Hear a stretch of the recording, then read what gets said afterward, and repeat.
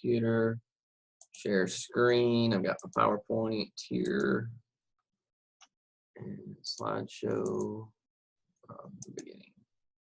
Okay. All right. So immunoproliferative diseases. So this is not all the ones.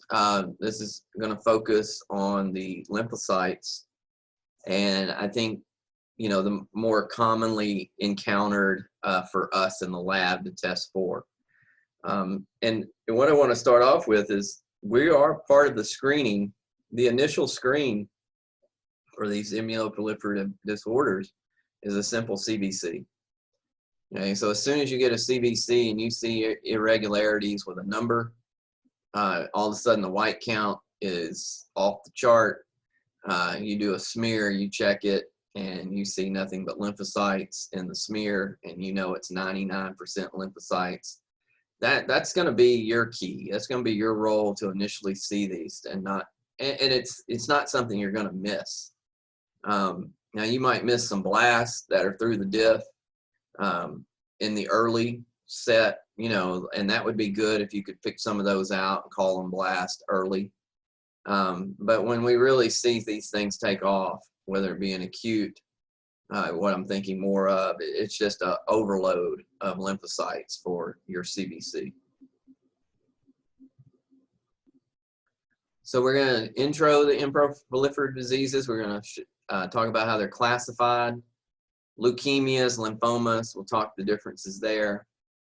Plasma cell, dyscrasias, and related laboratory testing.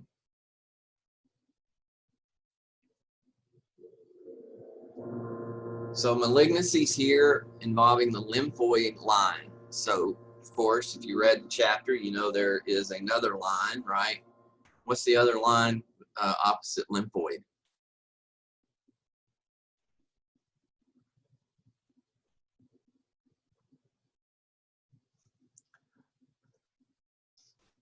Reach way back an hour ago into hematology and think about what's the other line versus lymphoid line.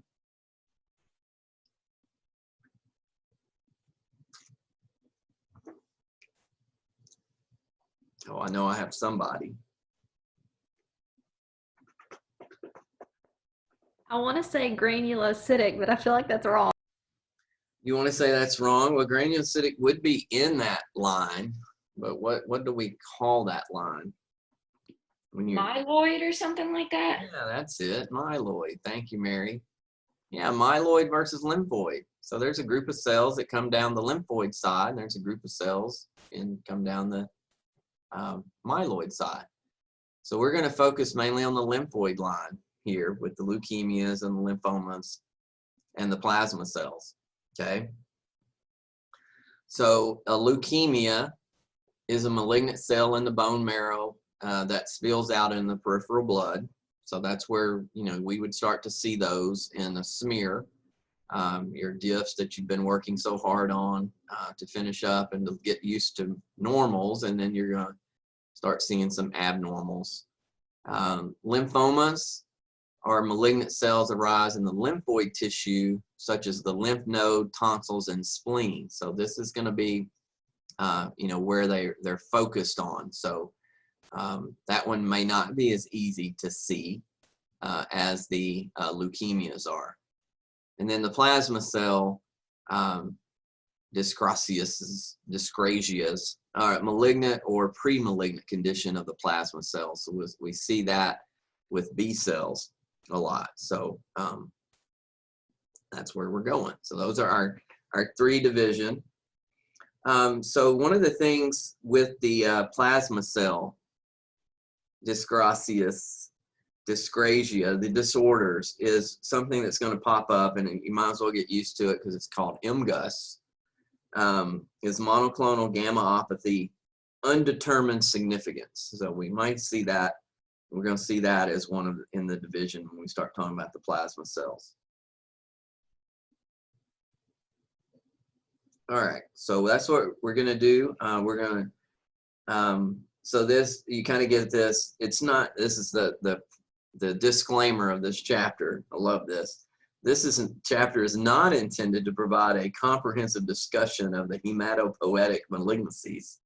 Okay, this chapter will cover key principles and applications of some of the lab tests that are essential for diagnosing and monitoring lymphoid malignancies.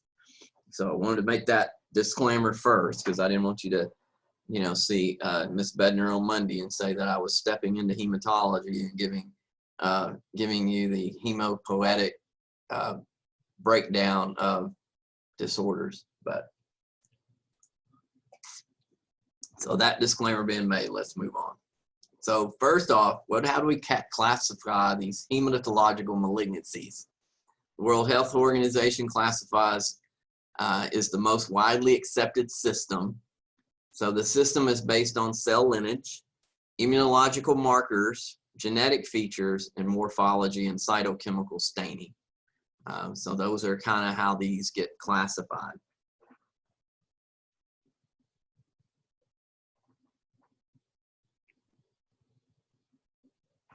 So let's just jump right in, okay? Oh, I did. Oh, yeah, now that I see proto-oncogenes. Did anybody find out a timeline as to what we could guess or about how long it takes a tumor cell to mutate, to change its genetic makeup to be harder to detect or by the immune system? Everything I found just said that it was like dependent on what the cell is, but it never gave like a 2-week or a month. Like it never said time specific. Yeah, so that's a lot what I've searched for too. Anybody else find anything? So I think Sharuk asked that question, right? Yes, sir. What did you find? I found that it takes years for the cells Years? to Okay. for the cells to divide, but it didn't see anything on actual like mutation that takes years. Right. So it's, depending, and we just don't know, when you think about what you're getting exposed to, whether it be radiation, whether it be chemical, all of those could be, carcinogenic. They could cause the mutation. A lot of times we may not know, why yours changed and mine doesn't, being exposed to the same thing. So let's start off. If anybody else have an answer, did anybody else find something really good? I know you all went searching last night for that. Everything you pull up just says, hey, this will happen or this could happen. It doesn't really say we know that, and it can be multiples. It doesn't have to be just one. It's not like a one mutation. It can be multiple mutations and continuing mutations. So keep that in mind. But a great question, and I think it's one we really just kind of keep our eyes and ears open for that. See if we can come up with an answer or see some research maybe that did a study on the cell and how long it may take to do that. So we're going to start off with acute lymphocytic leukemia, ALL. Okay, so that is on, yep, 309, right? 309, and you got a smear there showing you the lymphoblast and the peripheral blood smear. So hey, you got a slide example of a lymphoblast. If y'all had that on a diff yet? If you had to count or look for lymphoblast with ALLs? I don't think we had an ALL. We had a CLL, but I don't think there were any lymphoblasts on it. Okay. We have some real, I haven't looked at them since I found them, but I did find there's a drawer in the micro lab. Mr. Payne had been donated a few of these. He's got some slides with some of these if you're ever interested, and I'm going to show those. That reminds me to show those to Miss Bednar and say, I've got some slides from Mr. Payne on these. But they're just donated. It's like, hey, I found this and I talked to Miss Farmer today, and she's like, yeah, they found one at NEA Baptist this week.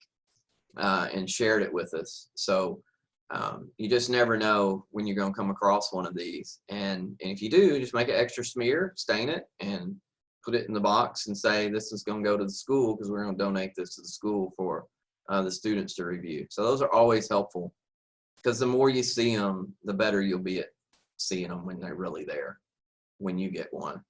Because that's the hard thing. You do 99% of your diffs are normal, and then all of a sudden you get so used to just flying through a normal diff, and then all of a sudden you do get abnormals, and it is hard to check up and remember what those cells presented as. So everybody has to go back a little bit and look at an atlas and compare and contrast and say, oh yeah, I'm going to call that.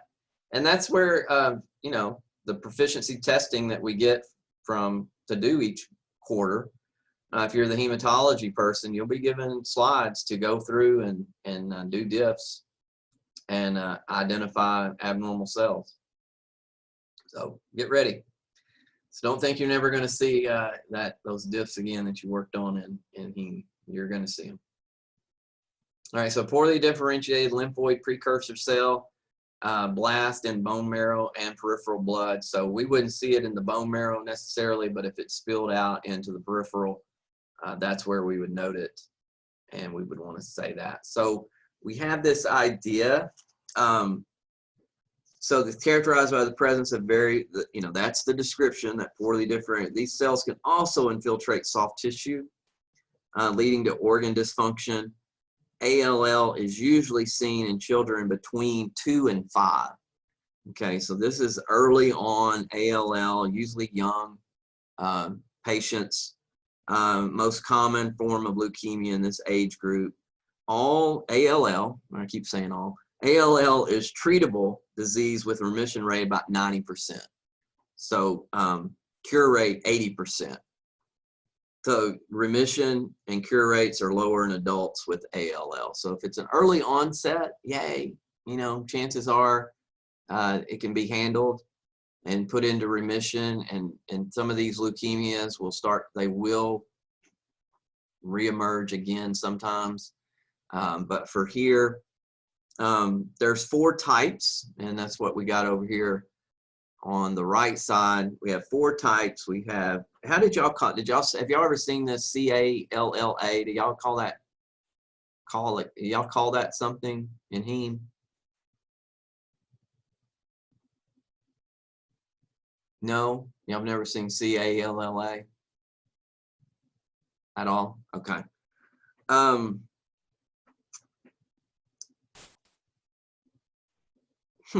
Okay, I was hoping y'all could help me out on how y'all wanted to call that. The internet says it's common acute lymphoblastic leukemia antigen. Okay, makes sense. Yes, but I was, did it say how they want to call that? Is it like common? Is it, you know how in doctor talk, would you hear this and would you recognize it if a doctor said? They wouldn't say CALLA, they would call it what? CALLA? I mean, that's pre-B cell ALL expressing CALLA. Most common type of ALL, positive for CD10. Most common genetic marker is a TEL AML1 T1221 P13 Q22. And what is that? What are all those things meaning down there? Have y'all graded leukemias yet? In heme at all?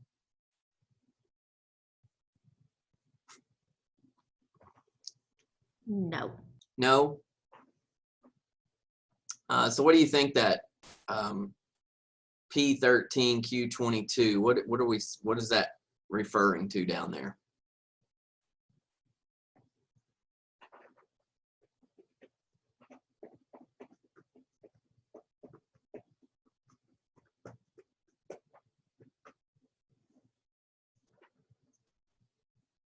Think cytogenetics. Think of that.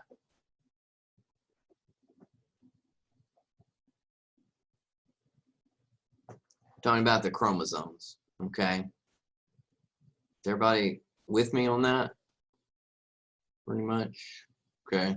So a genetic marker, you know, would be a different, you would see it in a different chromosome. So you would see a change in that patient's chromosome with this.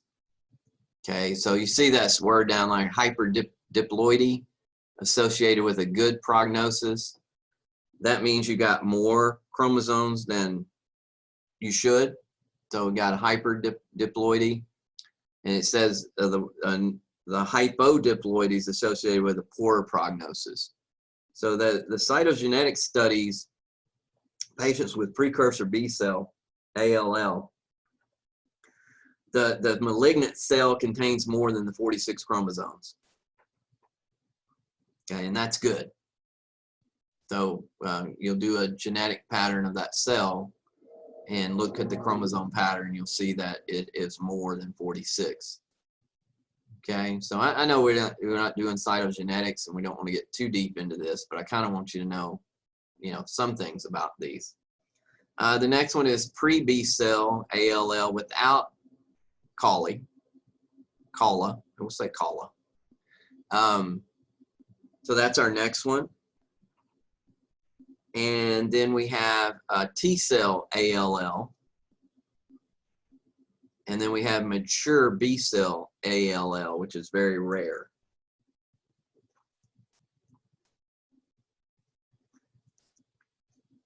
So we have 4 types of ALL. There is CLL, chronic lymphocytic leukemia, most common leukemia in adults. So hope that's news to you that ALL is more of a childhood leukemia and CLL is more of an adult onset. It involves small, mature lymphocytes, almost always B cell origin, and it's positive for the CD19 and weakly expresses CD20.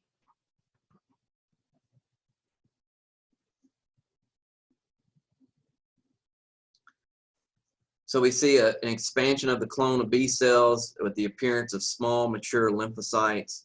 About 5% of the cases, a malignant clone is T cell derived. So 95% of these CLLs are B cell origin. The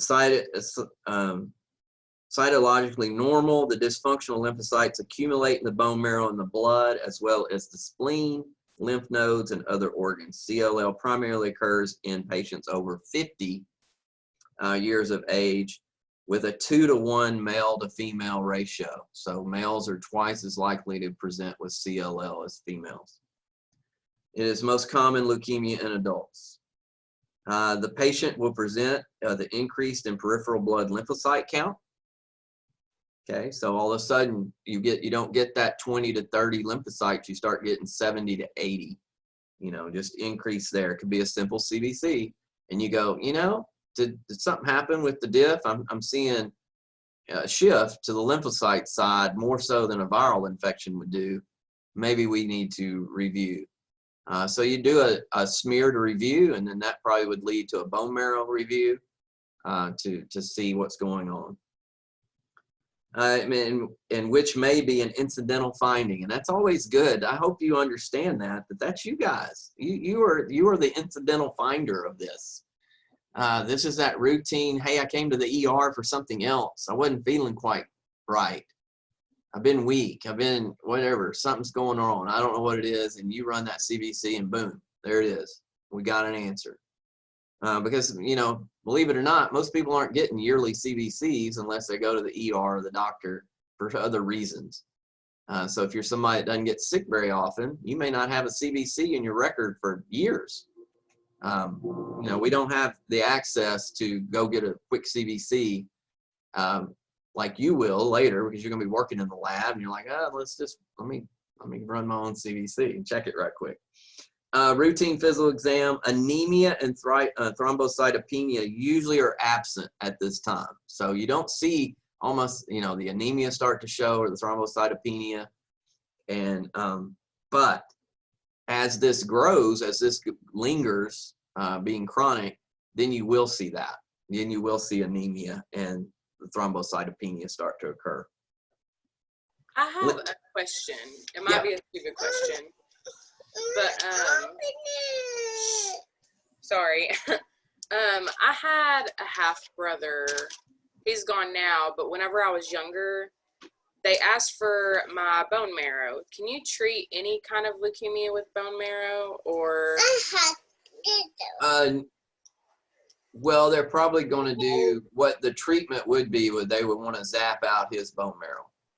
Mm-hmm. He's got cells that are dysfunctional Right. in the bone marrow that are overproducing lymphocytes.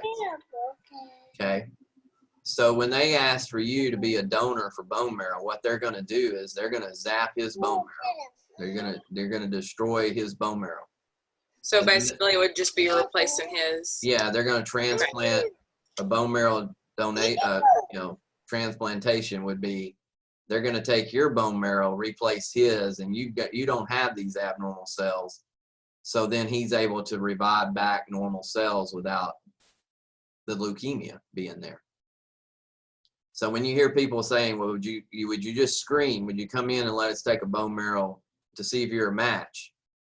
It could be anybody. I mean, you could randomly match out with somebody that needs a bone marrow transplant. You agree to go in. They just take a sample out of your hip.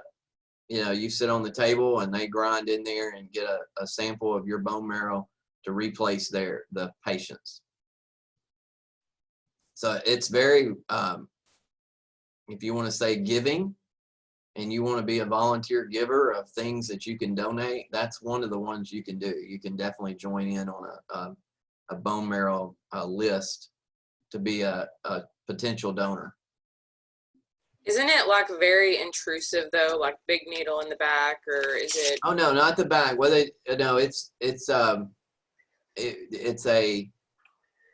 intrusive, but it's no more. It's an osteo. You know, they go in basically. The hip's already close to the skin. It's your pelvic girdle, and what they do is they enter in with a little. It looks like a handheld.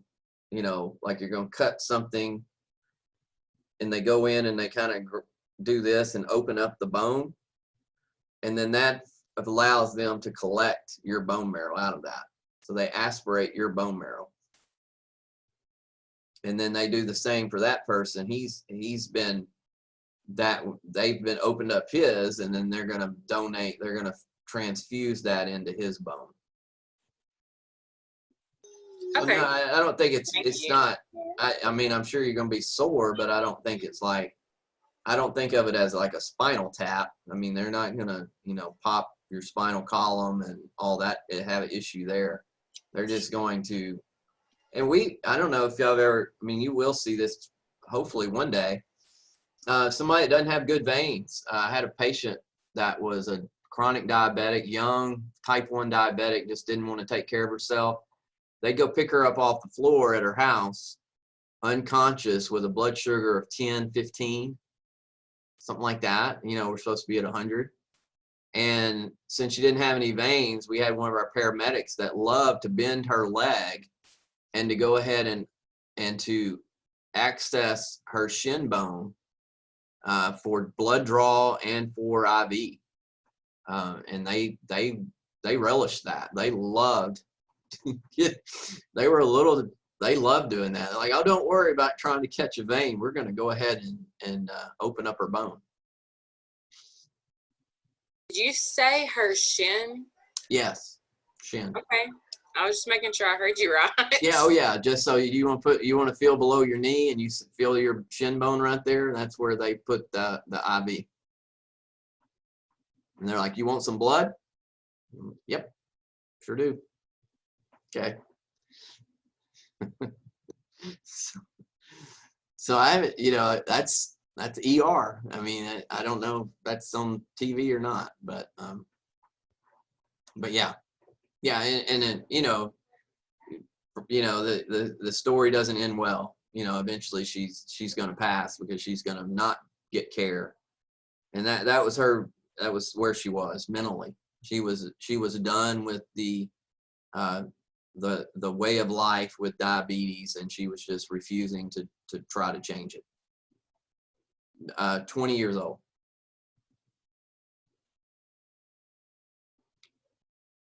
This one, Harrycell leukemia. Has anybody ever seen a lymphocyte look like that? Okay, so hopefully you see how it gets its name. Looks like it's got some hair around it, some fuzz. These are malignant lymphocytes with irregular cytoplasmic projections. Mature B cell neoplasm. Positive for 19 and 20 plus 22.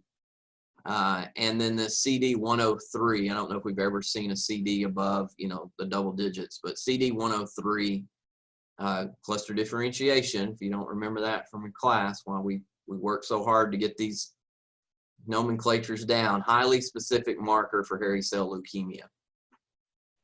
The good thing about Harrycell, it is, has a 4-to-1 male predominance. So it's seen in individuals over 20 years of age, and patients usually present with bone marrow disease, pancytopenia, because the bone marrow infiltration. However, the bone lymphocyte count is usually not very high. Splenomegaly is striking. Lymphadenopathy is generally absent, and the clinical presentation can resemble several other B cell neoplasms with including CLL and SLL, the splenic marginal zone lymphoma.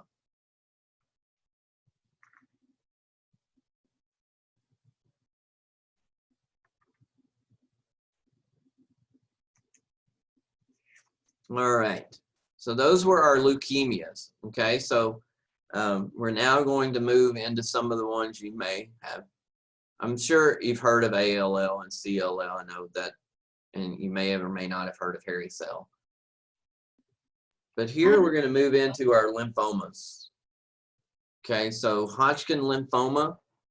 I think I mentioned this the other day that this is the, if you're gonna get a lymphoma, this is the one to get, I guess you would say, that has the treatable, recoverable, one of the recoverable lymphomas. So classical Hodgkin lymphoma, we have this Hodgkin and Reed-Sternberg cells. So we have a Reed-Sternberg cell known as an RS cell in the lymph nodes and other lymphoid organs. Okay, so we know the leukemias, right? We're in the blood, bone marrow and blood, where the lymphomas are in the lymph nodes, okay, or the lymphoid organs. So this is a classic picture that you get over here to the right. It's from your book. It's the Reed-Sternberg cell. The arrows are pointing to it. With this one, what do you know? Is there other names for it? It's called owl's eyes. So it looks back at you when you see it on the slide. So up here on the top, it talks about owl's eyes. It gives the cell. They are typically large, bilobed nucleus with 2 predominant nuclei. So this is one cell, okay? So this is not like one cell, one cell. This whole thing is one cell with a double nuclei. This gives it the owl's eyes appearance. Hodgkin cells resemble the Reed-Sternberg, except that the nuclei are not lobed and have a single nucleolus. Okay, so there is a difference between Reed-Sternberg and Hodgkin cells.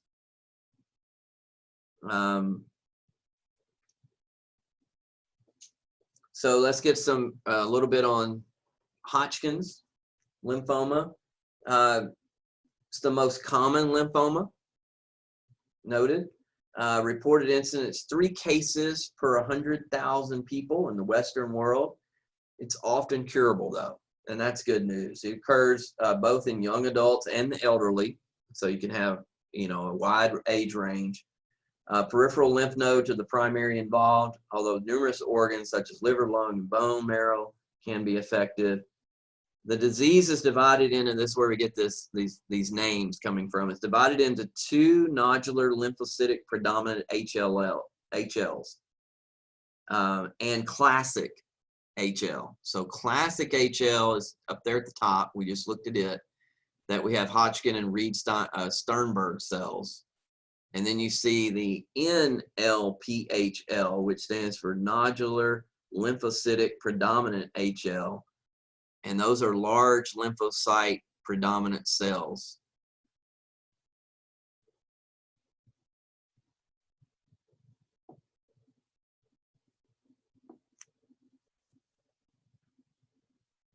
So this would be from the lymph node and the lymphoid organs. That's where we'd find these Reed-Sternberg cells. So an easy way to distinguish it is classical Hodgkin's. You'd see the Reed-Sternberg, and the NLPHL would still be Hodgkin's lymphoma, but you wouldn't see the owl's eyes looking back at you. You see large lymphocyte as the predominant cell.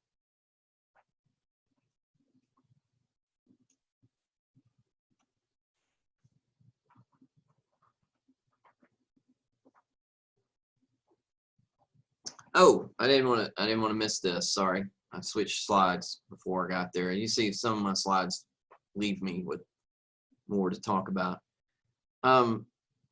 There's a real familiar virus that we have talked about already.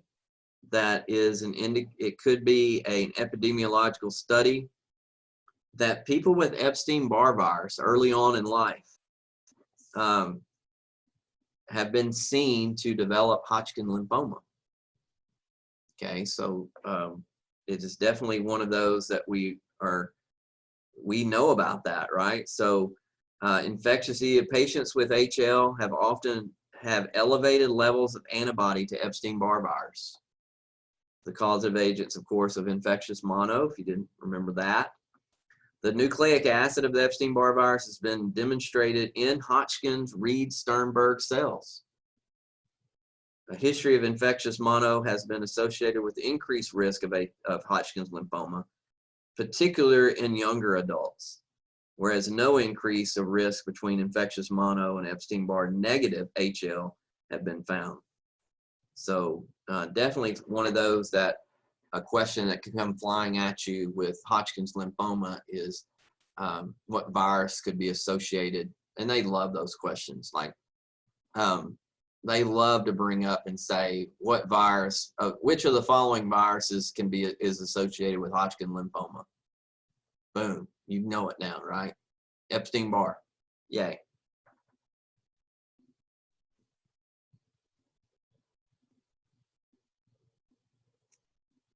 All right, any questions on Hodgkin's before we move to non-Hodgkin's lymphoma? So non-Hodgkin's lymphoma, mostly in patients older than the age of 60, and is associated with immunosuppression. Heterogeneous group of neoplasms, most cases of B-cell origin, positive surface immunoglobulin CD19 or 20, and rearranged immunoglobulin genes. So we get this big list now for a wide range of problems. Over 2/3 of the patients are over 60 years age. Again, greater incidence in males than females.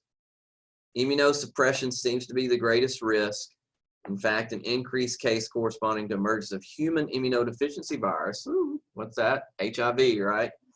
Other conditions associated with increased risk include autoimmune diseases, congenital immunodeficiency disorders, organ transplantation, and exposure to certain infectious agents. Okay, so when we see non-Hodgkin's lymphoma, we want to say most cases, 85 to 90% are B-cell origin. The remainder of T and natural killer. So they generally begin in the germinal centers of the lymph node. Although lymphoma can begin in the tissue, the gastrointestinal tract, and most common, the extra nodule of non-Hodgkin's lymphoma. Most common non-Hodgkin's lymphoma is diffuse large B-cell lymphoma. You see that right here, diffuse large cell B-cell lymphoma. That is the most common one, abbreviated DLBCL. It accounts for 30 to 40%. It's heterogeneous group of diseases characterized by diffuse growth of large atypical cells without a hallmark pattern or of surface markers. So that is our most common one.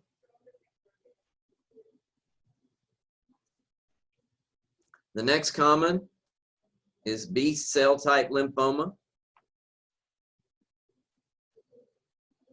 and accounting for about 20%. It originates in follicles of the lymphoid organ, characterized by a more aggressive course than the DLBCL. Follicular lymphoma is often disseminated at the time of diagnosis to the spleen, liver, and bone marrow.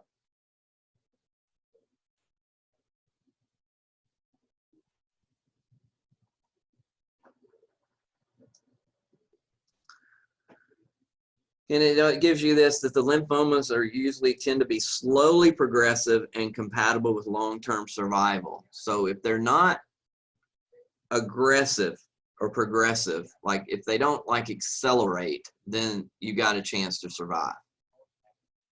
If they're highly aggressive and rapid, fatal if not treated. So these lymphomas can go from, hey, he got diagnosed last week, to he's dead this week. That can happen. So definitely something that's a little more scarier to be diagnosed with a non-Hodgkin lymphoma than a Hodgkin lymphoma. So they divide them into broad groups on prognostic purposes. The low risk first group includes CLL, follicular lymphomas, and mucus-associated lymphoid tissue, MALT lymphomas. The intermediate risk is a second group known as the DLBCLs and Burkitt lymphomas. You see Burkitt's, right? And Burkitt's was associated with who too? Who's Burkitt's associated with?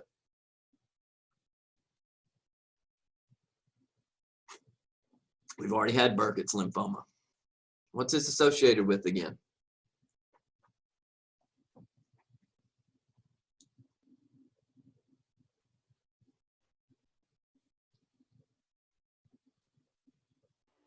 B cells. What virus? Was it Epstein-Barr? Because Epstein-Barr virus does what? Invades who? The B cell. The B cell is the target of Epstein-Barr. Okay. So if these are all B cell origins, then you would see where an invasion of the Epstein-Barr virus could be a problem. The high risk third group includes mantle cell lymphoma. See that at the bottom here. And lymphoblastic lymphoma. See that at the bottom of the list. MALT lymphoma is often associated with autoimmune conditions such as, we got a name again. Remember how we pronounce this?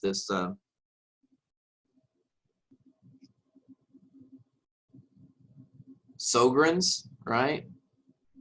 Was it Sjogren's or Sjogren's? Which way did we go with that one? Syndrome and Hashimoto's thyroiditis. So autoimmune associated with some of these lymphomas.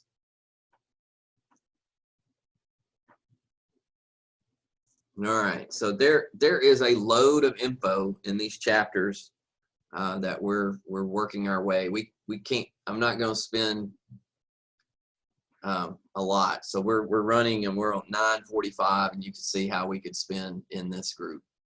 So we'll kind of pick up. We would definitely want to get to. We'll get through these, and we want to get to the electrophoresis that comes up at the end. So here we go. Plasma cells, dyscrasias, disorders involving abnormal proliferation of the plasma cell, also known as monoclonal gammopathies, characterized by a clone of identical plasma cells and overproduction of a single immunoglobulin component. And this is where this gets thrown in here, this M protein. So we're going to see this on the end at the electrophoresis that we're going to look at. Include MGUS, multiple myelomas, Waldenstrom, macroglobulinemia, and heavy chain diseases. So we have these plasma cells that we need to look at. So monoclonal gammopathies of undetermined significance. So that's our MGUS, okay? Pre-malignant condition, present in 3 to 4% of people older than 50. Production of a monoclonal immunoglobulin, less than 10% bone marrow plasma cells, no clinical features of multiple myeloma, and approximately 1% of the patients with MGUS will progress to multiple myeloma each year. So kind of an undetermined significance, but it can go into a bigger problem, which is multiple myeloma. Multiple myeloma is a malignancy of the mature plasma cells. So plasma cells make up more than 10% of the bone marrow. We see CD38, we see CD56, CD138.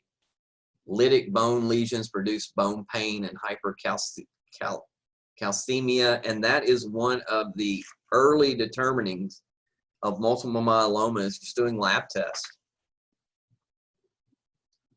So we see that ugly looking bone marrow there, a bunch of plasma cells.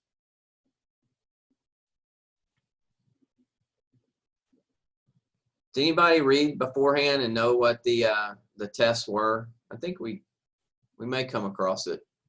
No, probably not. Does anybody know the lab tests that help diagnose multiple myeloma?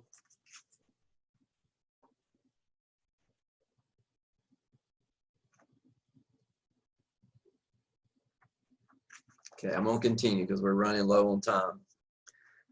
There's some lab tests in there. But one of the things that we see with the immunoglobulins in multiple myeloma, there's a clone of malignant plasma cells present in the serum or in the urine, and we're going to see that Bench-Jones protein show up in the urine with multiple myeloma. Immunoglobulin G is the most common, half the cases, but we can't have an A, we can have light chains only. That's our Bench-Jones protein that we've had before. And then the M, D, and E are very rare, multiple myeloma. So most are always G with A and light chain only for the other half. Is it the serum protein electrophoresis? Yeah, that's what we're gonna do, but there's some simple tests like calcium. There's a calcium level that you can run on multiple myeloma patients. So a calcium being abnormal could be a sign. And there was a list. There's a list in the chapter. I just can't put my finger on it. I didn't highlight my book, but probably should. Should probably take better notes when I read through these chapters. That's what you're all thinking, I think, right now.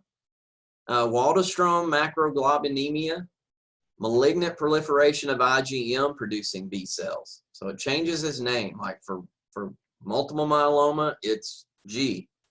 For Waldenstrom's, it's M. Okay.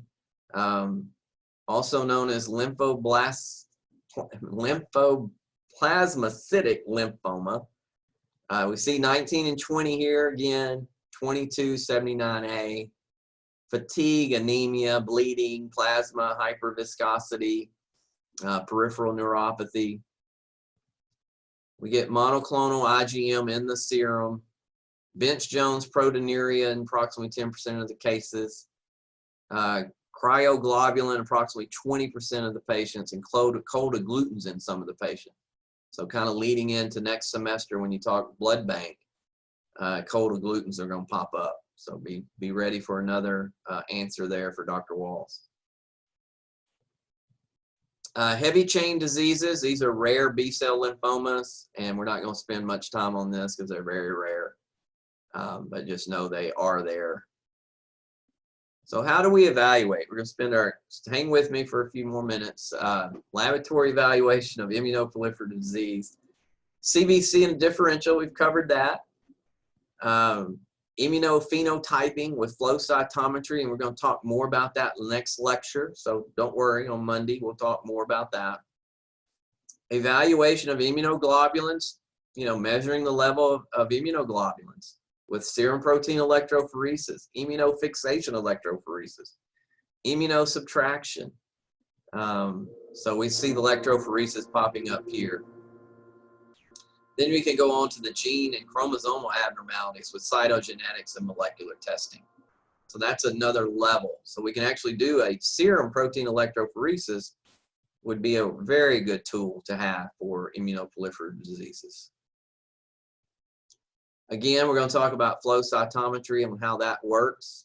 So I'm not going to spend much time here. But this is our serum protein electrophoresis, and what we're reading is the peaks. So you see the normal pattern with A. You see a huge albumin peak. You see alpha 1, alpha 2, beta, and gamma. And remember, gamma is our immunoglobulins, right? Our gamma globulins. So the serum proteins are separated by size and charge. And you have a very good summary table in your book on 318 and 320 that show you the different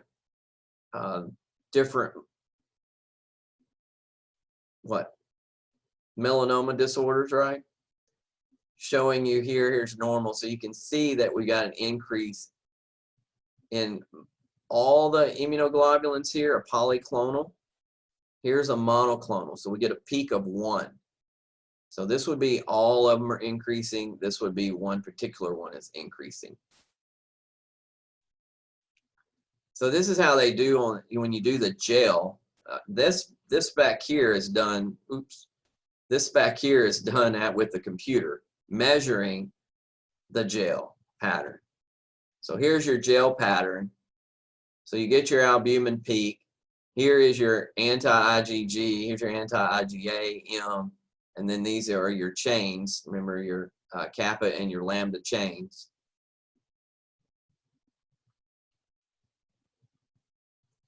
So normal versus monoclonal. I like the one in your book a lot better. This, okay, and this is from page 320. And what I like is it shows you that, I think this is the M protein, I want to say here, and then they show you where the M protein disappears, but the IgG comes up. So it's kind of difficult to see, but hopefully you'll go back and look at that chart. All right, and we're going to save cytogenetics and fish for our flow cytometry. We'll finish up with that. All right, hated I carried you over 5 minutes longer, but I think you got the idea. Hopefully you'll look over this chapter at the end, especially take a peek at that 320 of that figure 1810, so you can see the changes in the electrophoresis with the monoclonals. Because we got IgG, and then we have IgM being the different types, right? Waldenstrom's IgM and multiples IgG. So that's some start for you. And then you need to come back and finish up that chapter. We'll do that with with the flow cytometry on Monday. So any other questions? Some good questions today. Still engaging, that's good. With one lecture left to go for immunology. And I think we will have covered the entire the book. So you can definitely post that, hey, at least in CLS, we do use our book. And I didn't waste my whatever money I spent on that thing to go through it. So any other questions? I have a quick one. Okay, I'll try. I'm a smidge confused. On 311, it says, you know, with the non-Hodgkins lymphomas, it says that the low risk first groups include CLL. So like, if you have CLL, are you at risk for going into a non-Hodgkins lymphoma?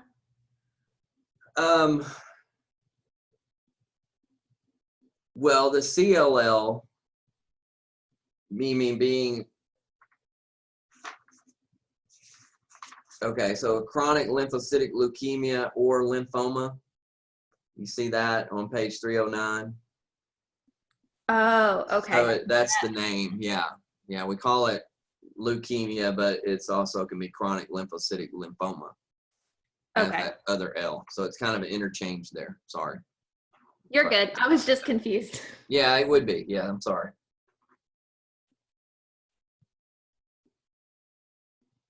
Any other questions? All right, let's continue our tradition. Let me check in on everybody at the end. I've got my camera ready. Yay.